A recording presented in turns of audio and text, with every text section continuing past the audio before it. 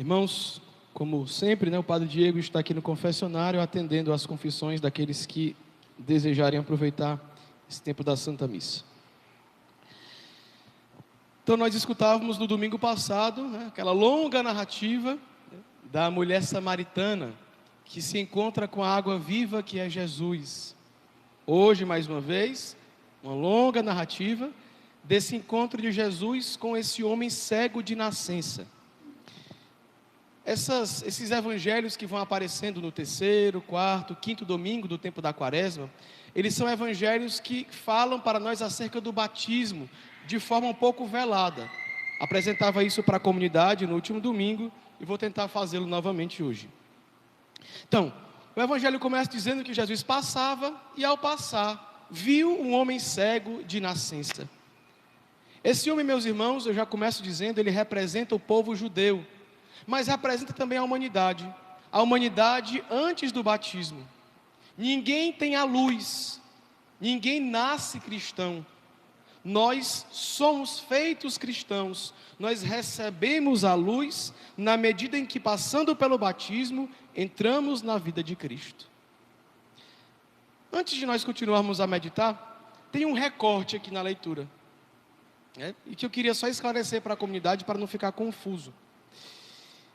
Jesus vê esse cego, aí os discípulos do nada diziam assim: mestre, quem pecou para que nascesse cego? Ele ou seus pais? Isso era um apego a uma crença antiga, que Jeremias, que Ezequiel já tinham condenado. Isso aqui é uma heresia parecida com o reencarnacionismo dos espíritas, não tem, não é? Jesus diz, nem ele nem seus pais pecaram. Vamos acabar com essa conversa de que esse mal físico desse homem aqui, ou de qualquer outro, é uma consequência de um pecado que alguém cometeu. Não tem nada a ver com isso. E por que eu fiz questão de parar aqui, meus irmãos? Porque é importante nós entendermos isso. Não há um responsável, na maioria das vezes, não há uma explicação para o sofrimento humano. Os segredos dessa vida, meus irmãos, pertencem a Deus. Muitas vezes eu converso e atendo pessoas que vêm perguntando: padre, por quê? Padre, por quê? Padre, por que comigo? Por que com o meu filho? Por que com a minha família? Não há uma explicação para isso. Geralmente é um sofrimento, uma doença, uma morte inesperada. E ficar perguntando por quê, só aumenta o sofrimento. Não responde a essa pergunta não se encontra ela uma resposta, nem se diminui, nem se acalma, nem se aquece o coração respondendo isso. Então, se eu entendo que os segredos da vida humana estão nas mãos de Deus, o que eu vou fazer? Se eu creio nisso, eu me abandono nas suas mãos amorosas, eu me submeto à sua vontade, porque a maior dor, o pior dos sofrimentos, se eu sou capaz de passar por isso, abraçado a Deus, unido a Deus, então eu serei confortado por esse Deus, que governa o mundo, que governa a história, e que poderá governar a minha vida, na medida em que a Ele eu me abro. Se eu tenho essa certeza, eu tenho essa convicção, meu Deus é meu amigo, meu Deus caminha comigo, meu Deus não me abandona, eu estou passando por essa dificuldade, eu estou passando por essa necessidade, mas eu sei que Ele está ao meu lado, Ele é o meu conforto. Então, meus irmãos, nós seremos capazes de passar pela dificuldade, sem que ela nos destrua. É bem verdade.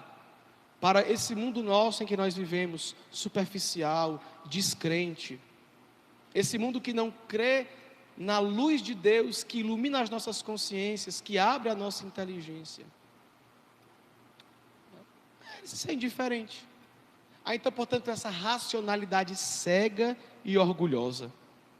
Então, esse recorte que parece que não tem nada a ver, abre para nós a profundidade da cura que Jesus vai fazer.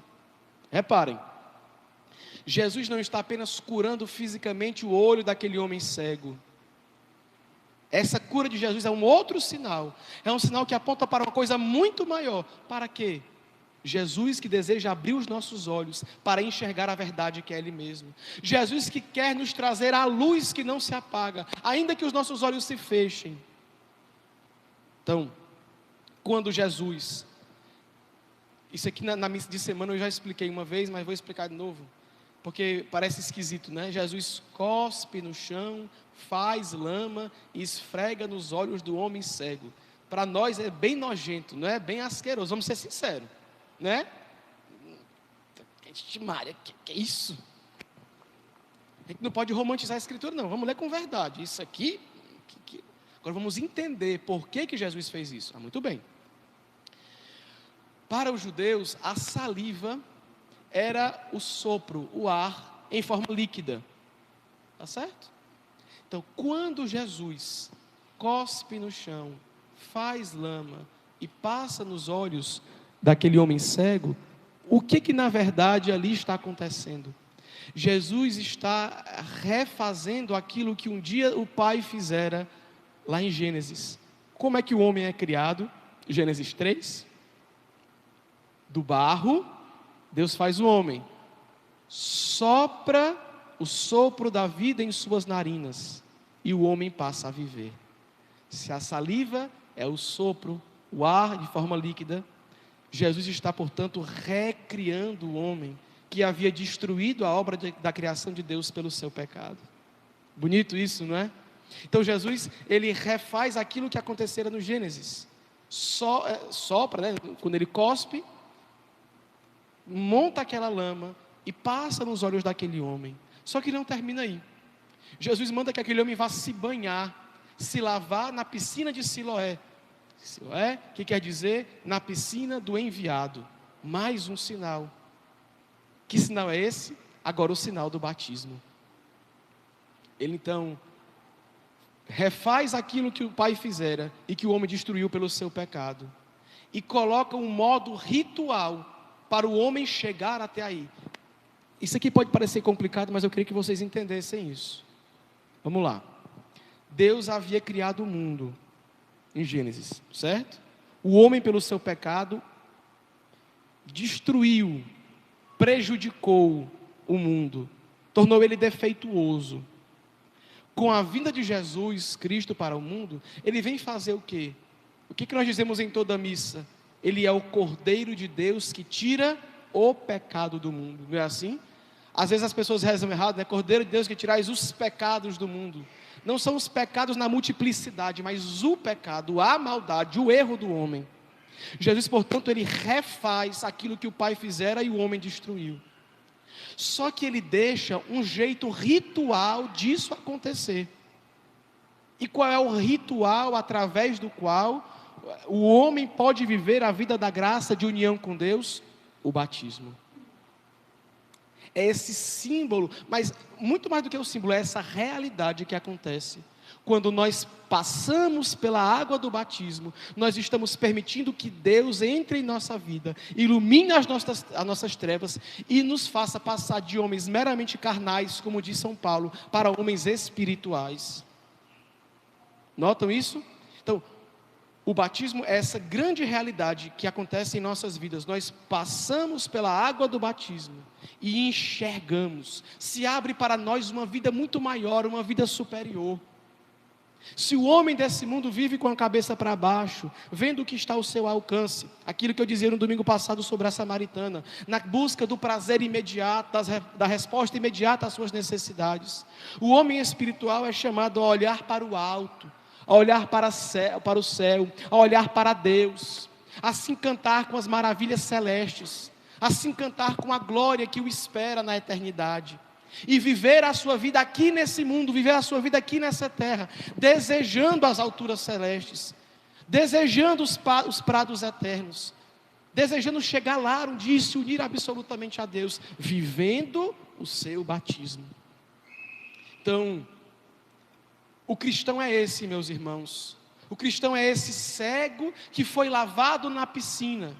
Esse homem feito de barro, frágil, pó que o vento leva, mas que dentro dele há um sopro de eternidade, um sopro de Deus. E vejam, esse sopro de eternidade que há no peito do homem, esse sopro, muitas vezes, meus irmãos, que nós sentimos na condição de uma saudade, de uma inquietação.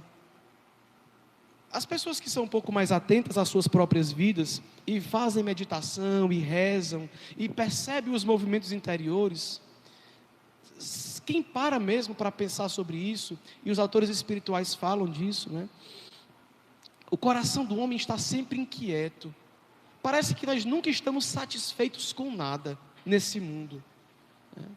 Por quê, meus irmãos? Porque o coração do homem, o meu e o teu coração, eles têm uma saudade dessa eternidade de forma absoluta, uma saudade de Deus. É por isso que Santo Agostinho escrevia, lá no século, se eu não me engano, IV: inquieto está o meu coração, e só encontrará descanso quando repousar em ti, Senhor.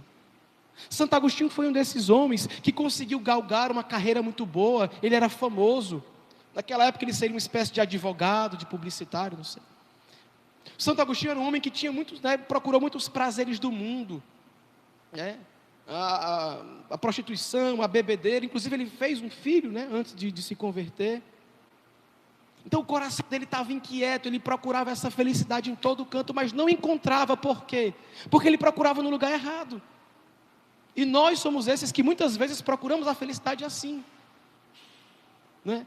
É o próximo prazer, a próxima aquisição, o próximo bem, mas nada responde a isso. Por quê? E ele descobre: inquieto está o meu coração, e só encontrará descanso quando repousar em ti. O homem tem saudade de Deus, saudade da eternidade, saudade do céu. Bom, então, o cego, ele passa a ver. Aí lá no final do Evangelho, o que é que ele vê? Qual de fato a grande visão que aquele cego tem? Ele vê o Messias, ele vê o Senhor. Encontrando, perguntou-lhe o homem: acreditas no Filho do Homem? Respondeu ele: quem é, Senhor, para que eu creia nele? Jesus disse: tu o estás vendo, é aquele que está falando contigo. Exclamou ele: eu creio, Senhor. E prostrou-se diante de Jesus. É isso o que aquele cego precisava ver. E viu: eu creio, Senhor. E prostrou-se diante dele, e submeteu a sua vida a Jesus, e acreditou que aquele homem que o havia curado, que o havia feito ver novamente com os olhos desse mundo, havia também curado o seu coração, e aberto o seu coração para a fé. Esse é o grande dom que os judeus, que nós homens precisamos e desejamos, né? O nosso coração deseja porque precisa disso. Tá, mas qual é a consequência prática disso?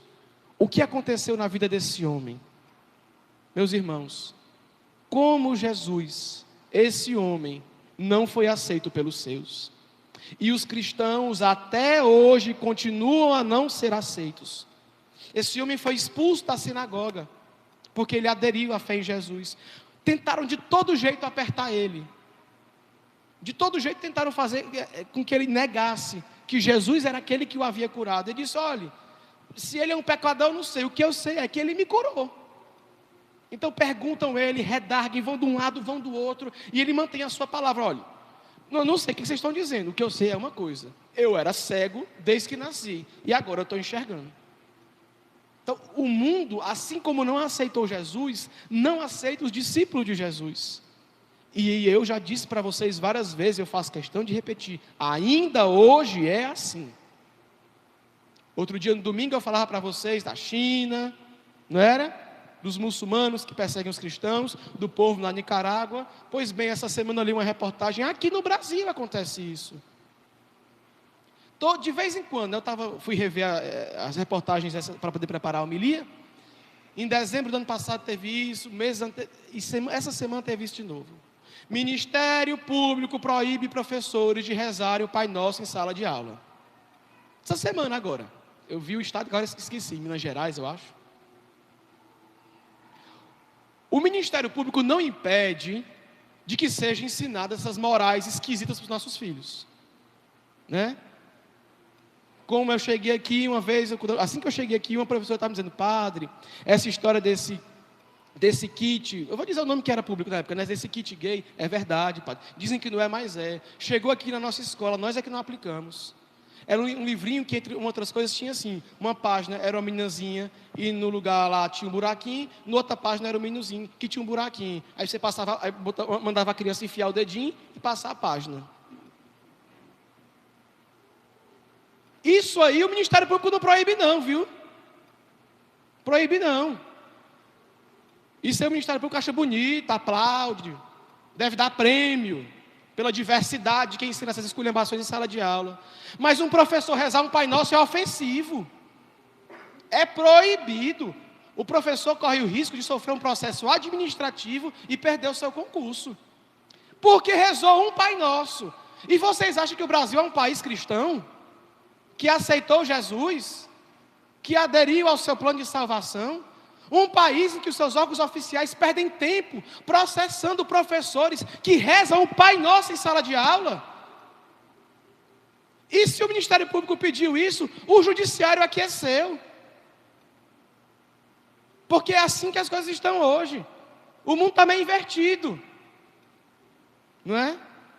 Eu estava conversando com outro professor aqui de Boca do Acre, que estão com a história de querer na Semana Santa, não vamos dar para feriado não, porque nós estamos com o calendário atrasado. Olha aí que país cristão. Eu achei ele muito macho, disse: eu não venho, pode me dar falta. Claro, é um dia santo de guarda. É um dia santo de guarda. Os comerciantes católicos que abrem Sexta-feira Santa, saibam, estão pecando gravemente.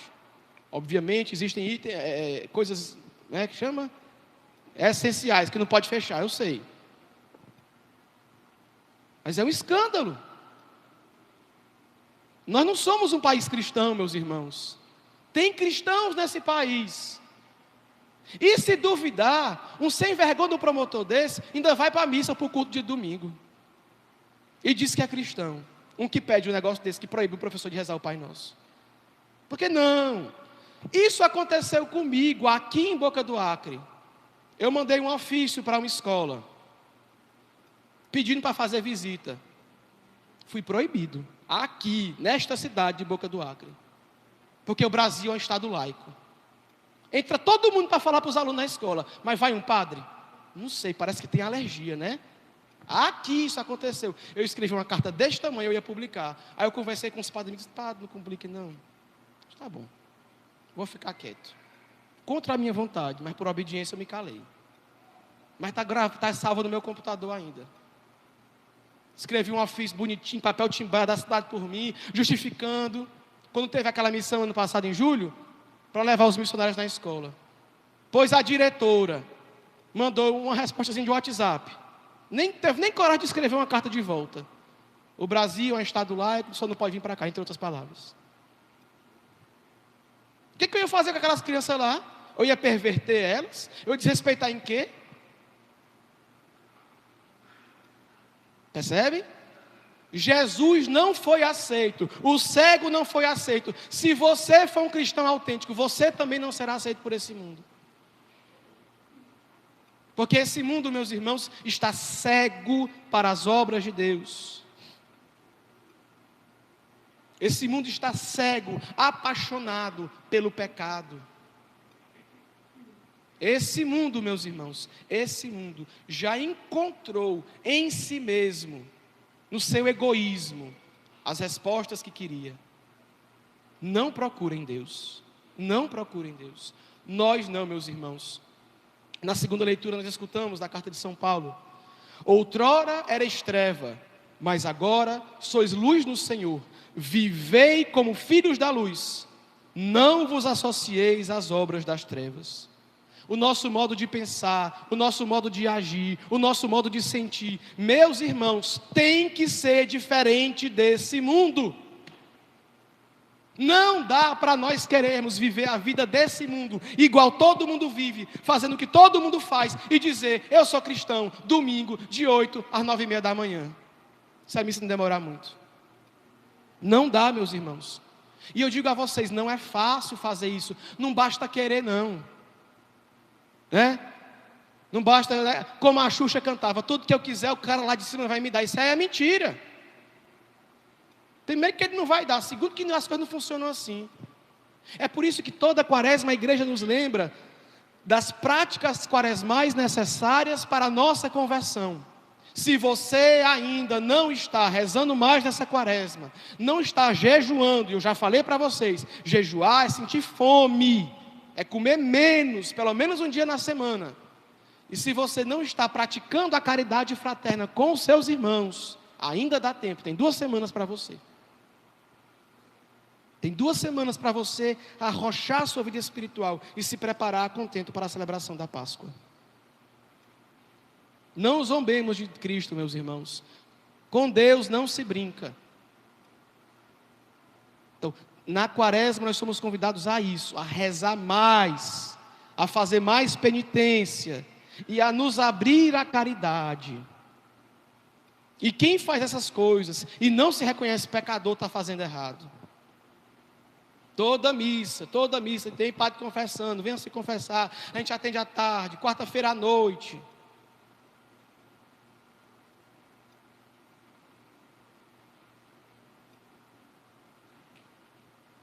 O pessoal acha que é brincadeira, acha que é pieguismo, acha que é exagero do padre, porque as coisas não eram assim. Vai viver a tua vida desse jeito, talvez tu vai para o céu quando ela acabar. Vai achando que é bem facinho, que o jogo está ganho. Tem um padre famoso aqui no Brasil que diz assim: olha, para ir para o inferno não tem que fazer esforço nenhum não. Você está no alto de uma colina, deixa o carro na banguela e ele vai descer. Vocês falam banguela aqui também, a gente fala no Ceará, que é deixar ele no ponto morto, né? no neutro. Ele vai descer. Para ir para o céu tem que ter esforço, tem que derramar suor, tem que derramar lágrimas. Desperta tu que dormes, levanta-te dentre os mortos e sobre ti Cristo resplandecerá. Desperta, acorda, abre os olhos para a luz verdadeira que é Cristo. Que Ele brilhe na tua vida, no teu peito, no teu coração. Que você se converta, abandone sua vida de pecado, suporte os sofrimentos desse mundo. Cristo em ti resplandecerá. É isso que nós queremos, é isso que nós esperamos, meus irmãos. Ele já fez tudo. Ele nos criou, nos colocou nesse mundo maravilhoso. Nós pecamos, Ele mandou o seu Filho. Ele nos salvou, nos deixou os sacramentos, o batismo, a confissão, a eucaristia, o matrimônio, a ordem, a unção. E nós indiferentes a Ele, meus irmãos. A nossa vida apesar de Deus. Não. A nossa vida é em Deus, mergulhada nele. Meus irmãos, tenhamos coragem de nos perguntar hoje nessa missa, nossa vida e nós vivemos achando que somos aqueles que enxergam como os fariseus desse evangelho, e na verdade somos os piores cegos, quando nós reconhecemos: Senhor, sem ti nada podemos fazer, eu sou cego, Senhor, fraco, pecador, mas a minha fraqueza, a minha cegueira, a minha limitação, unida à tua força, à tua luz, à tua graça, Senhor, me conferirá a possibilidade de chegar no céu, de vencer tudo isso e no final da vida ser salvo. Dai-me a salvação, Jesus. Maria, minha mãe, me ajude com a tua intercessão a entender que eu preciso de salvação, que o jogo não está ganho, mas que eu preciso me esforçar, rezar muito, me penitenciar, fazer jejum e me abrir à caridade, para quem sabe o teu Filho de mim ter misericórdia e um dia eu chegar no céu. Em nome do Pai, e do Filho, e do Espírito Santo.